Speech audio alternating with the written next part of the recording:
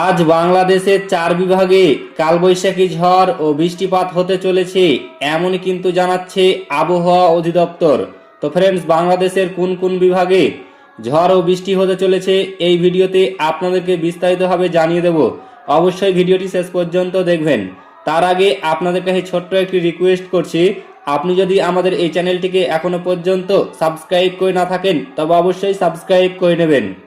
4 বিভাগে বজ্র বৃষ্টির আভাস, নদী বন্দরে সতর্ক সংকেত। দেশের 4 বিভাগে দমকা বা ঝড়ো হওয়ার আশঙ্কা রয়েছে, সেই সঙ্গে বৃষ্টি বা বজ্র বৃষ্টি হতে পারে বলে জানিয়েছে বাংলাদেশ আবহাওয়া অধিদপ্তর। শনিবার দেশের অভ্যন্তরীণ নদী বন্দরগুলির জন্য দেওয়া পূর্বাভাসে এই সব কথা বলা হয়েছে। এতে বলা হয়েছে রংপুর, ময়মনসিংহ, কুমিল্লা এবং সিলেট অঞ্চলের ওপর দিয়ে পশ্চিম অথবা উত্তর পশ্চিম দিক থেকে ঘন্টায় 45 থেকে 60 কিলোমিটার বেগে দমকা বা ঝড়ো হাওয়া বয়ে যেতে পারে। এর সঙ্গে বৃষ্টি অথবা বজ্র বৃষ্টির সম্ভাবনা রয়েছে।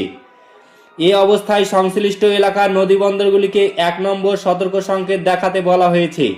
আবহাওয়ার এই পরিস্থিতিতে নৌযানগুলিকে সতর্কতার সঙ্গে চলাচলের পরামর্শ দিয়েছে কর্তৃপক্ষ।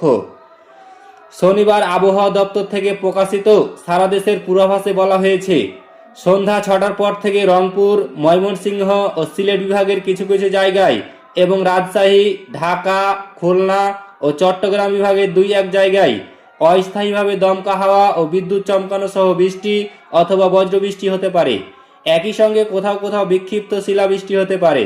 এছাড়া দেশের অন্যত্র অস্থায়ীভাবে আংশিক মেঘলা আকাশ সহ আবহাওয়া প্রধানত শুষ্ক থাকবে।